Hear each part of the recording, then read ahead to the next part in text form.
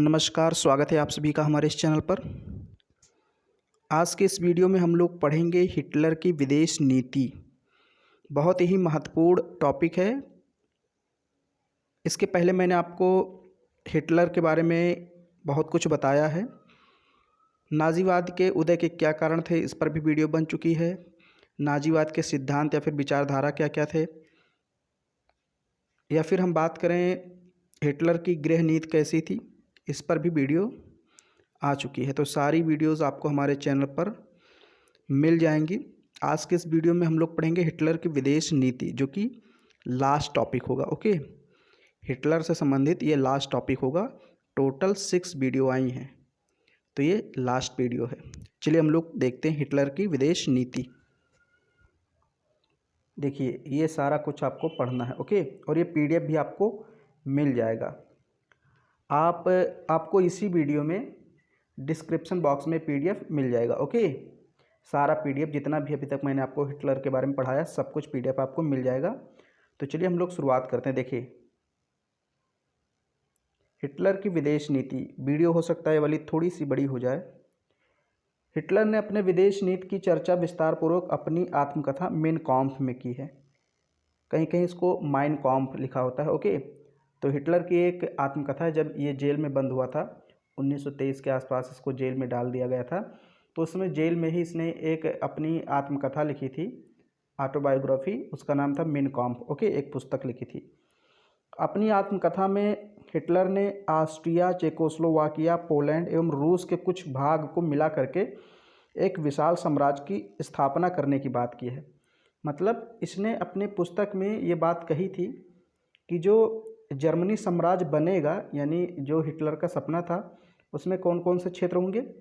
पूरा का पूरा ऑस्ट्रिया होगा, ये देख लीजिए। पूरा का पूरा ऑस्ट्रिया, चेकोस्लोवाकिया, पोलैंड एवं रूस के भी कुछ भाग होंगे, यानी इन सबको जर्मनी में मिला लिया जाएगा। ये किसकी सोच थी? ये हिटलर की सोच थी। ओके, उसने कहा था इन सभी को मिला करके एक विशाल जर्मन साम्राज्य की स्थापना की जाएगी।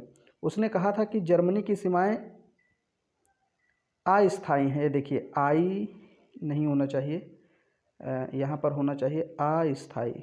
दोनों अलग अलग लिख गया है, तो टाइपिंग में आपको बहुत सारी मिस्टेक हो सकता है दिखें। मतलब बहुत सारी नहीं, लेकिन छोटी छोटी मिस्टेक आपको दिखेंगी। यहाँ पर होगा अस्थायी। ओके, मतलब टेम्परेरी, परमानेंट नहीं है। यानी कि जो जर्मनी की सीमाएं हैं वो अस्थायी हैं, यानी कि समय मिलने पर उनको बढ़ाया जाएगा। ऐसा नहीं है कि जो अभी सीमा है जर्मनी की वही रहेगी। समय मिलने पर, अवसर मिलने पर उसको बढ़ा लिया जाएगा। हिटलर ने कहा कि खोए हुए प्रदेशों को पुनः प्राप्त करना और उन्हें सुरक्षित रखना हमारी विदेश नीति का मुख्य उद्देश्य है। ओके, हिटलर ने कहा कि अगर हम अपने खोए हुए प्रदेशों को प्राप्त करते हैं तो इसमें गलती थोड़ी ना कोई कर रहे हैं। तो सही है भाई, सभी लोग अपने खोए हुए प्रदेशों को प्राप्त करते हैं, सभी लोग। तो वही चीज़ मैं भी कर रहा हूँ, और ये हमारे विदेश नीति का मुख्य उद्देश्य होगा कि हम अपने खोए हुए प्रदेश को, खोई हुई प्रतिष्ठा को फिर से स्थापित करें। ओके, तो ये तो इसका मेन उद्देश्य हो गया कि भाई जर्मन की प्रतिष्ठा स्थापित करना विश्व स्तर पर, और खोए हुए प्रदेशों को वापस लाना।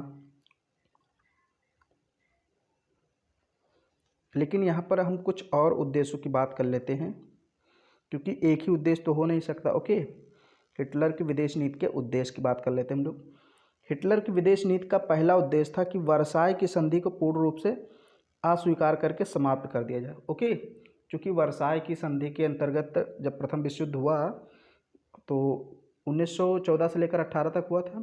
18 में जब समाप्त हुआ तो उसके बाद वर्साय की संधि हुई जर्मनी के साथ। ओके, पेरिस की संधि हुई थी, लेकिन पेरिस के संधि में मित्रराष्ट्र ने हर एक देशों के साथ कई संधियाँ की थी। जैसे जर्मनी के साथ वर्साय की संधि की थी, तो उस वर्साय की संधि में जर्मनी को बहुत ज़्यादा अपमानित किया गया था। उसके तमाम उपनिवेश छीन लिए गए थे, उसके भूखंड को अलग कर दिया गया था। ओके, और क्षतिपूर्ति की भारी रकम उस पर लाद दी गई थी युद्ध हर जाने के रूप में।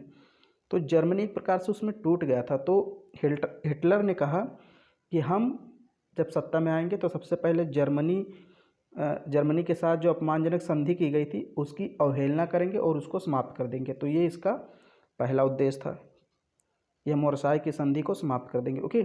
दूसरा था समस्त जर्मन जाति के लोगों को एक महान जर्मन साम्राज्य के अंतर्गत संगठित करेंगे, यानी कि जहाँ जहाँ जर्मन जाति के लोग हैं उन सारे क्षेत्रों को जीत करके उनमें एकता स्थापित करेंगे।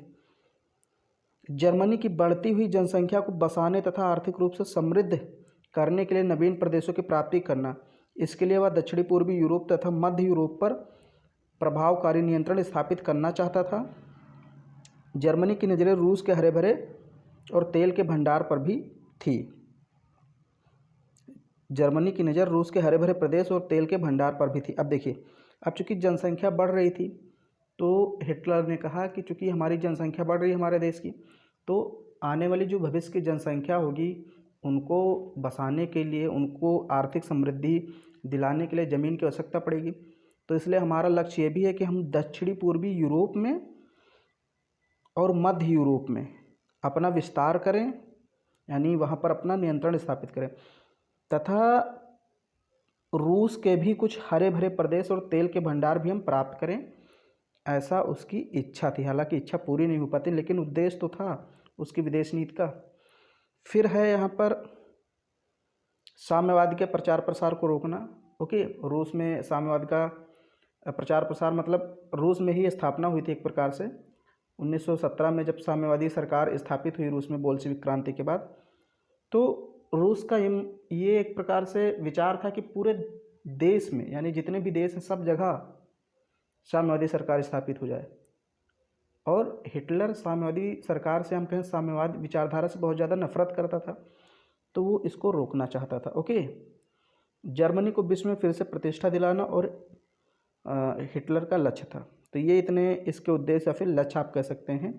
ओके, आप इसको स्क्रीनशॉट ले सकते हैं या फिर नोट्स मैंने कहा आपको मिल ही जाएगा इस वाले वीडियो के डिस्क्रिप्शन बॉक्स में। जब मैं कोई टॉपिक पूरा पढ़ा दूंगा, जैसे मैंने हिटलर पढ़ाया, तो हिटलर के जब सारे वीडियोज़ आ जाएंगे तो लास्ट वाले वीडियो में आपको पूरा PDF मिल जाएगा। ऐसे में मुसोलिनी पढ़ाऊँगा, फांसीवाद। ओके, तो जब फांसीवाद पूरा पढ़ा दूंगा तो लास्ट वाले वीडियो में आपको पूरा नोट्स मिल जाएगा। तो अब यहाँ पर हम कुछ विदेश नीति की चर्चा करते हैं। भाई, हिटलर ने अपने उद्देश्यों की प्राप्ति के लिए कौन कौन से कार्य किए, कुछ काम भी तो करेगा, कैसे बस उद्देश्य ही रखे रहेगा। देखिए, मैं पहले पढ़ दिया करूँगा, ओके, फिर आपको समझाऊंगा। जैसे एक हेडिंग पूरा पढ़ दूंगा फिर समझाऊंगा।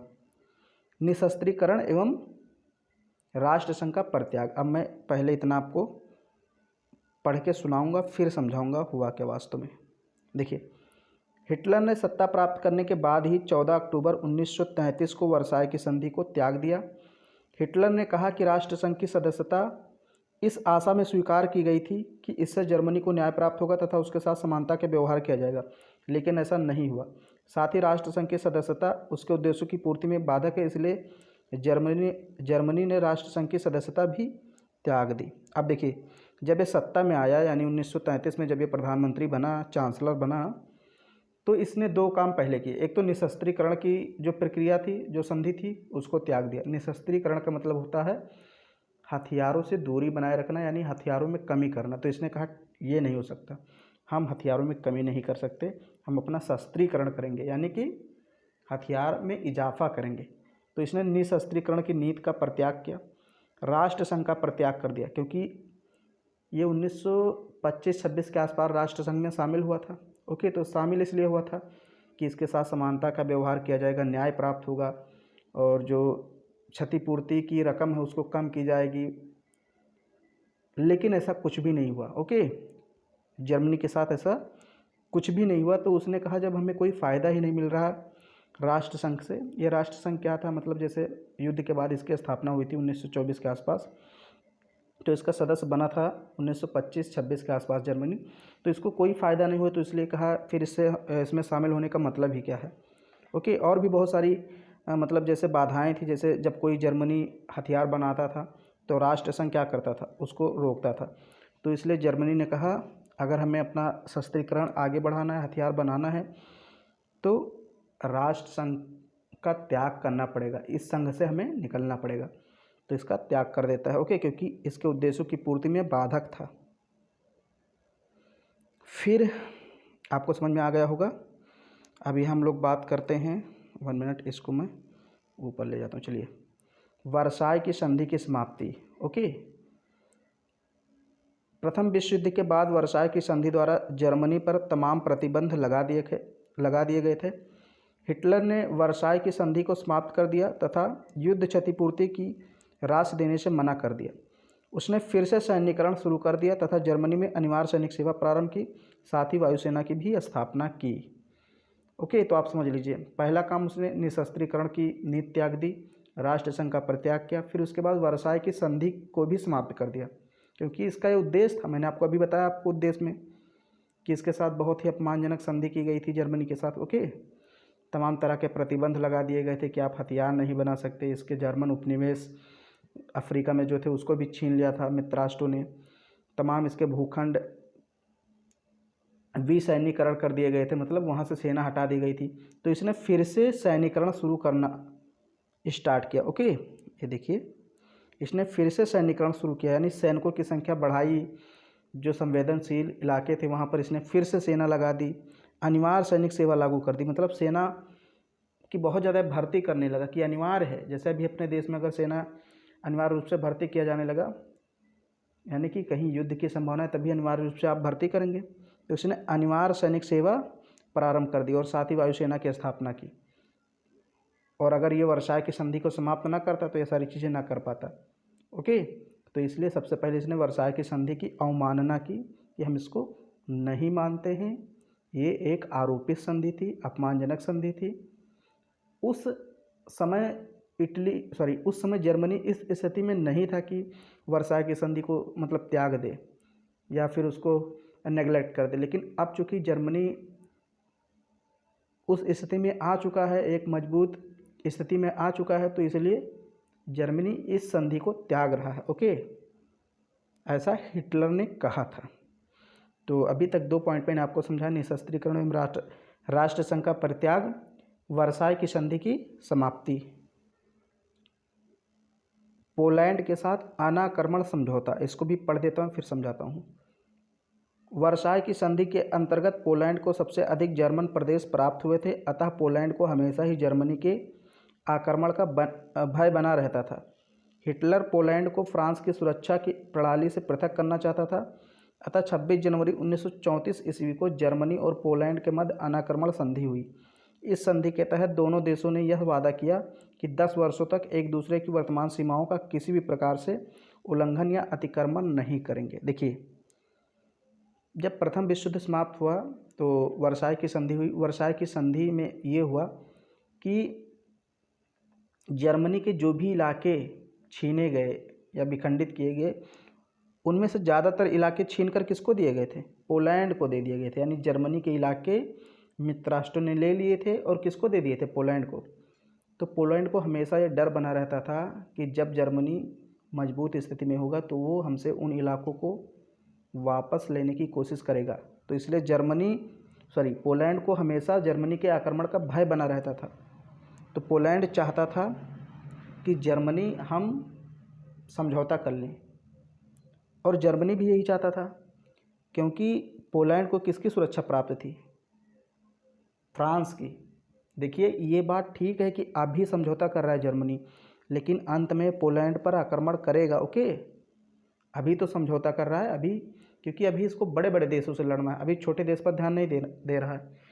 तो अभी ये सोच रहा है कि हम पोलैंड से समझौता कर लें ताकि ये फ्रांस की सुरक्षा से बाहर हो जाए। ओके, ये देखिए, फ्रांस की सुरक्षा प्रणाली से बाहर हो जाए, क्योंकि पोलैंड की सुरक्षा कौन कर रहा था?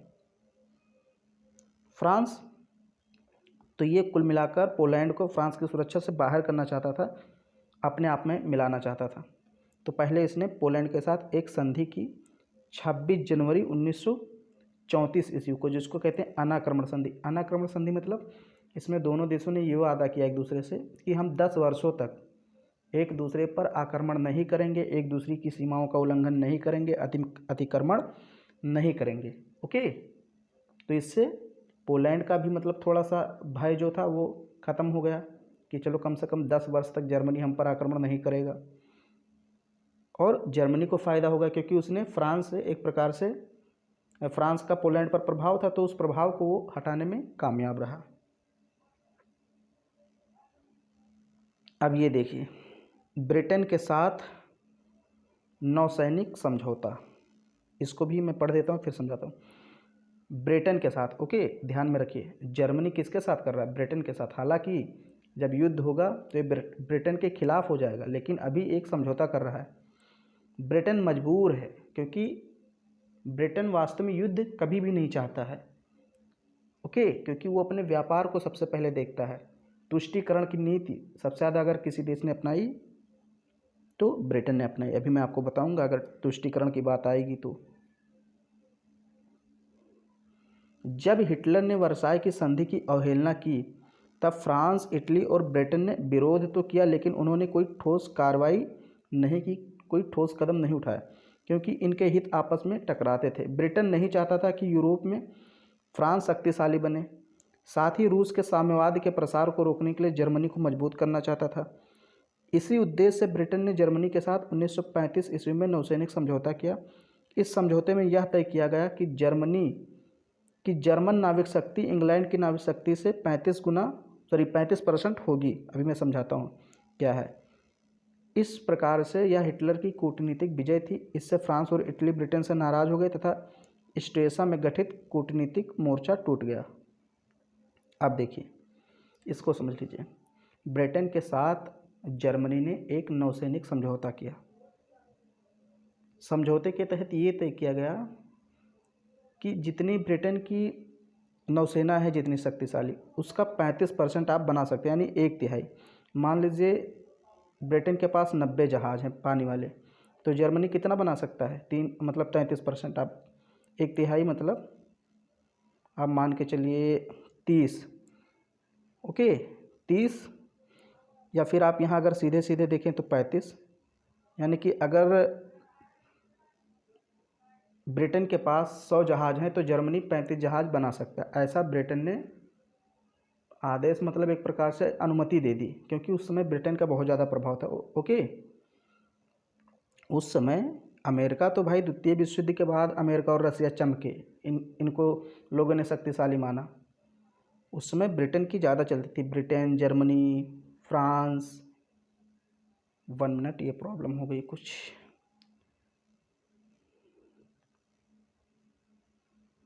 चलिए ठीक है। तो उसमें क्या था कि ब्रिटेन की ज़्यादा चलती थी, इसको मोस्ट पावरफुल कंट्री माना जाता था, ओके। तो इसने जर्मनी के साथ समझौता किया और इसको 35% कह दिया कि आप जितनी हमारी नाविक शक्ति है उसका 35% आप रख सकते हैं। अब इससे जो ब्रिटेन से फ्रांस और इटली नाराज़ हो गए, क्योंकि इटली नहीं चाहता था कि जर्मनी शक्तिशाली बने। हालांकि इटली इसी की तरफ से लड़ेगा द्वितीय विश्व युद्ध में, प्रथम विश्व युद्ध में नहीं लड़ा था, लेकिन दूसरे विश्व युद्ध में इटली जर्मनी की तरफ से लड़ेगा। फ्रांस तो वैसे नहीं चाहता था कि जर्मनी मजबूत हो, लेकिन ब्रिटेन ने उसको फिर अनुमति कैसे दे दी, क्यों दे दी, ये आपको सोचना पड़ेगा।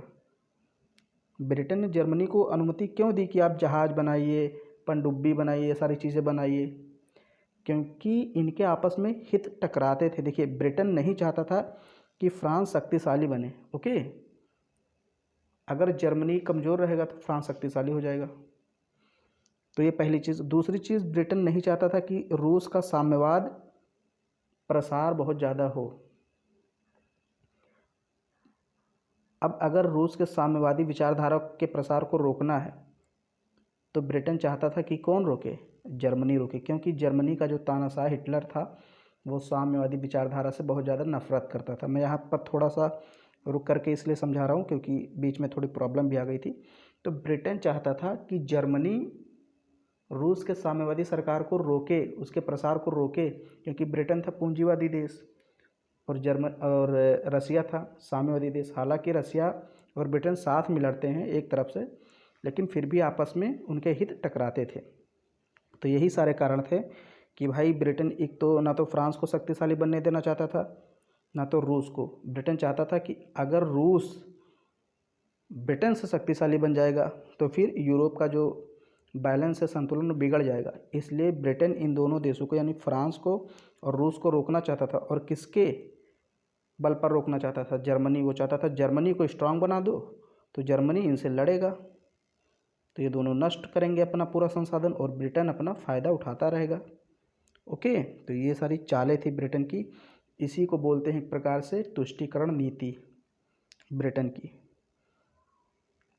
हालांकि युद्ध होता है तो रूस, फ्रांस, ब्रिटेन एक तरफ हो जाते हैं, जर्मनी, इटली, जापान, तुर्की, ये सारे कंट्री एक तरफ हो जाते हैं। ओके, लेकिन फिर भी समझौता तो हुआ, तो इसको आप स्क्रीनशॉट ले लीजिएगा।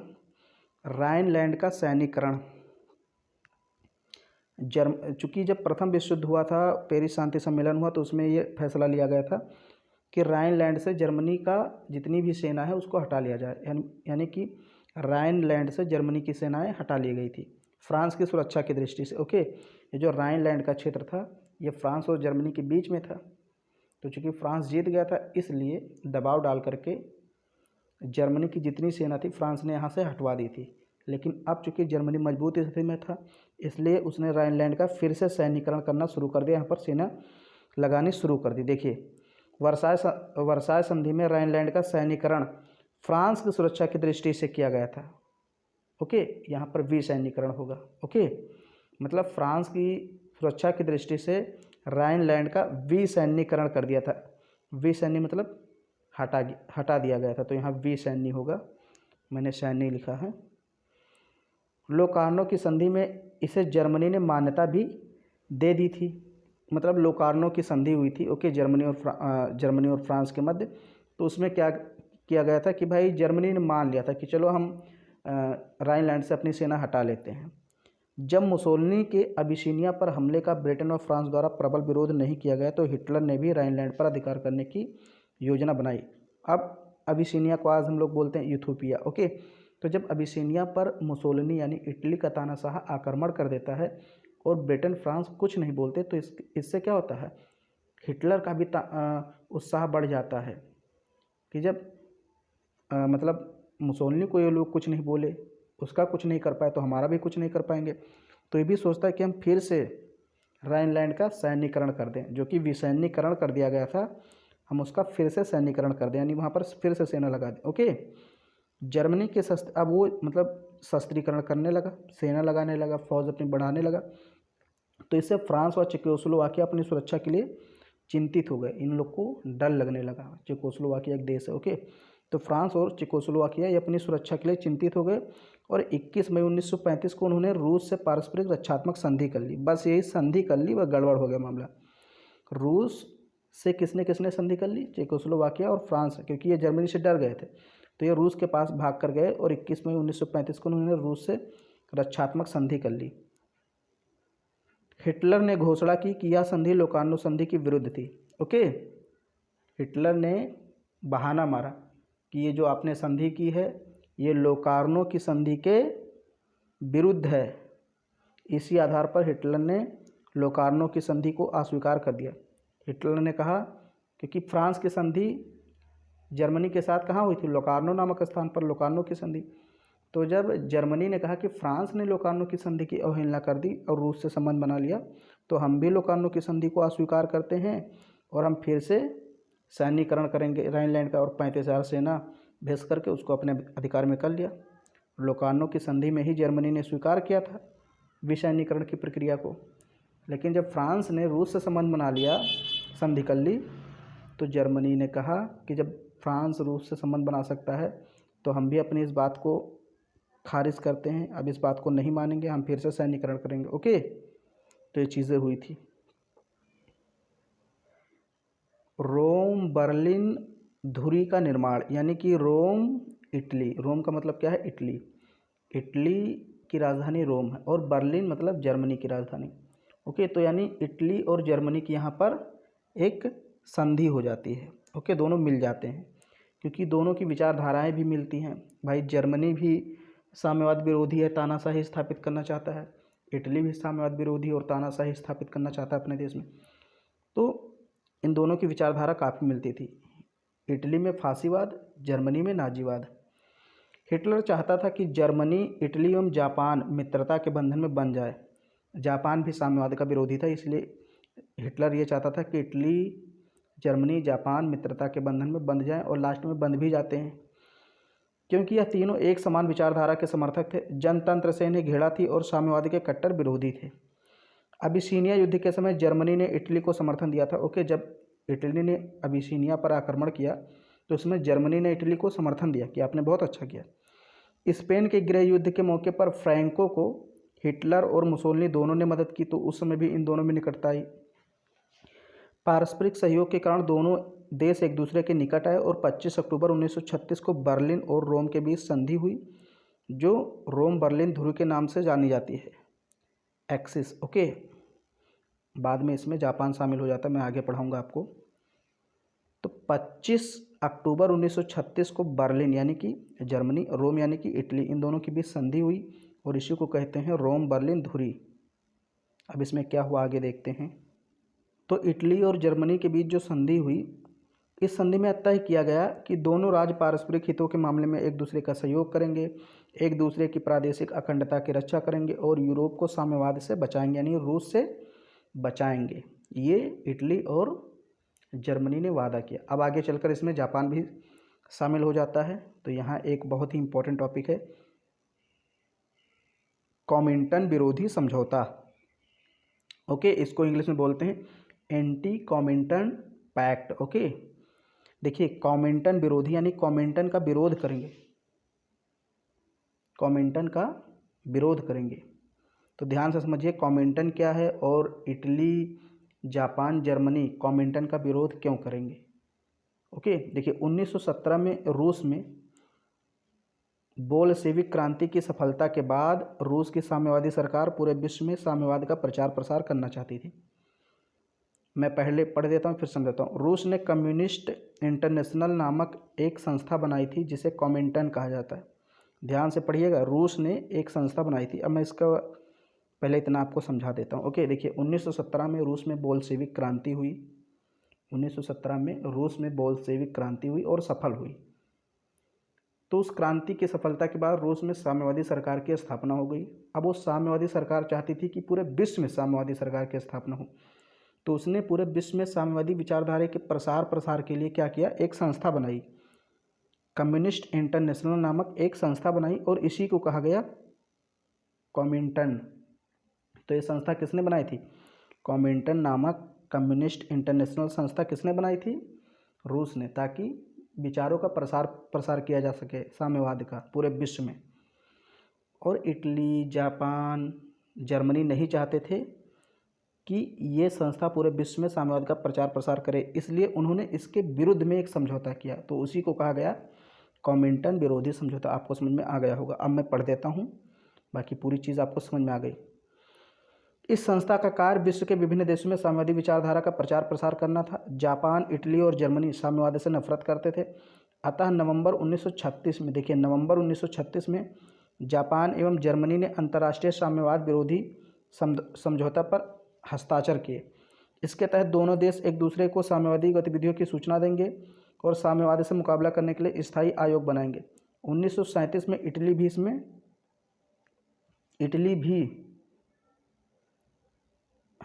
भी इस साम्यवाद विरोधी समझौते में शामिल हो गया। इससे रोम, बर्लिन, टोक्यो धुरी का निर्माण हुआ।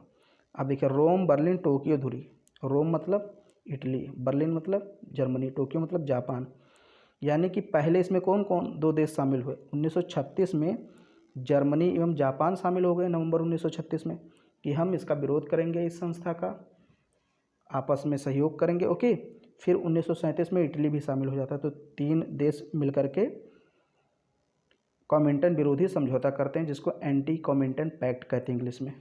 और इनका उद्देश्य क्या था तीनों का, कि हम रूस के साम्यवादी प्रचार को रोकेंगे, उसके विचार को फैलने से रोकेंगे।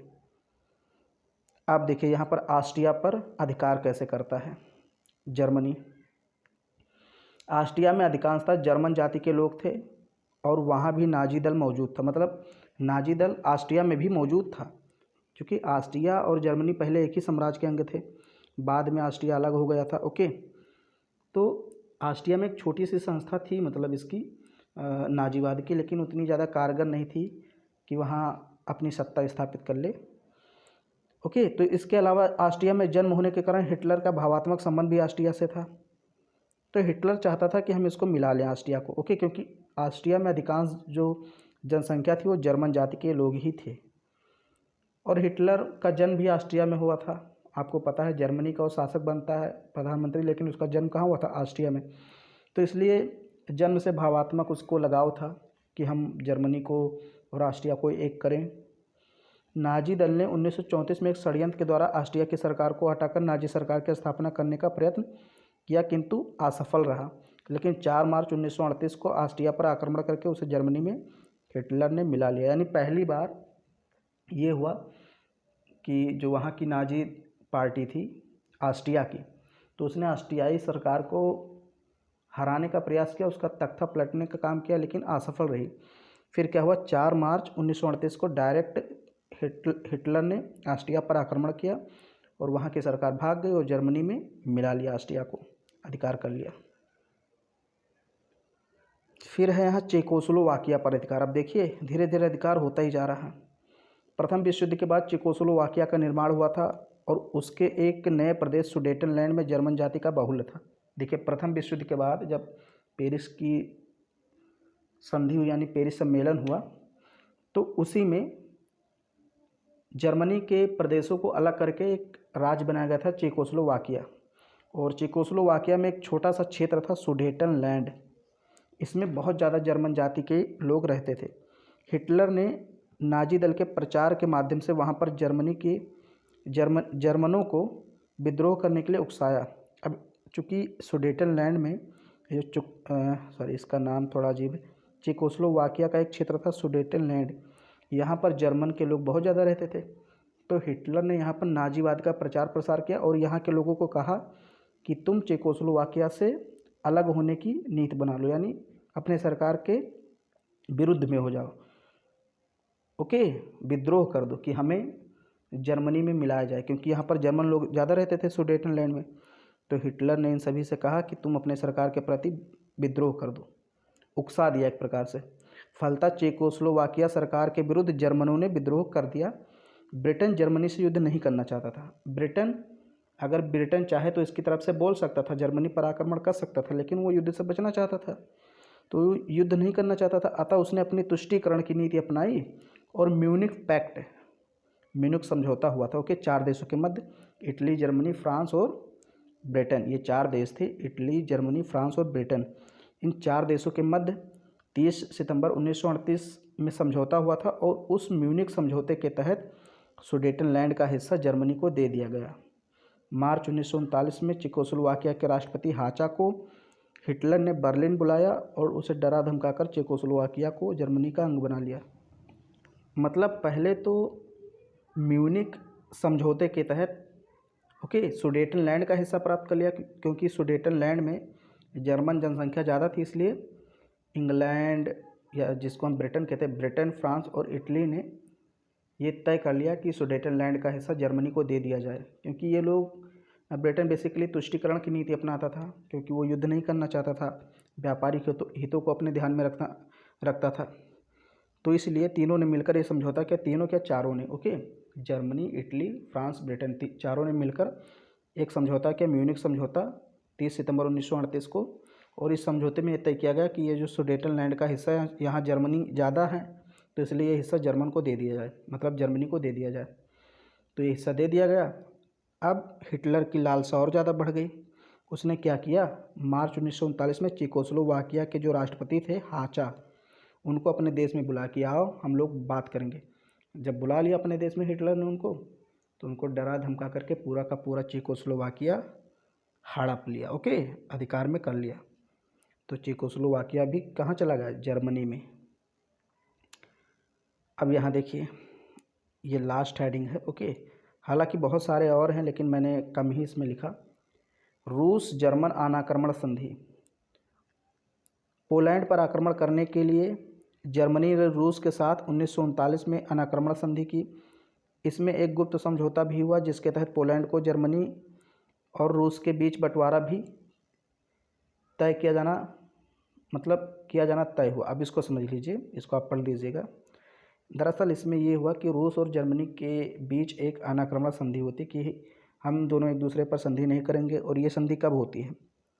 अगस्त 1939 में। और इसमें यह भी फैसला लिया जाता है, मतलब गुप्त संधि थी, कि हम लोग पोलैंड को बांट लेंगे। यानी रूस और जर्मनी दोनों ने मिलकर फैसला किया कि हम लोग पोलैंड को बांट लेंगे। जो पूर्वी पोलैंड है वो रूस ले जाएगा, और जो पश्चिमी पोलैंड है वो जर्मनी ले जाएगा। ऐसा इन दोनों ने गुप्त समझौता किया था। ओके, तो ये भी एक कूटनीतिक विजय थी। किसकी? जर्मनी की। क्योंकि आधा उस देखिए उसको ऑस्ट्रिया मिल गया, चेकोस्लोवाकिया मिल गया, आधा पोलैंड मिल गया, तो धीरे धीरे प्रांतों को जीत रहा था जो इसके खो गए थे। इसके अलावा 1939 में हिटलर ने लिथुआनिया के मेमेल बंदरगाह पर भी अधिकार कर लिया। ओके, बहुत सारी चीज़ें और भी हैं। तो ये फ़िलहाल मैंने आपको विदेश नीति पढ़ाई, और उसके विदेशी नीति के अंतर्गत कौन कौन से उसने कार्य किए ये भी मैंने आपको बताया। तो एक प्रकार से हम कहें तो हिटलर से संबंधित सारे टॉपिक मैंने पढ़ा दिए। PDF आपको इसी वीडियो के डिस्क्रिप्शन बॉक्स में मिल जाएगी। अगर ये वीडियो आपको पसंद आई तो इसको लाइक ज़रूर करना, शेयर करना। चैनल पर पहली बार आए हैं तो चैनल को सब्सक्राइब करना। हमारा दूसरा भी चैनल है, ओके, माई यूनिक अकेडमी, उसको भी सब्सक्राइब करना। वहाँ पर भी आपको बहुत सारी वीडियोस मिलती रहेंगी।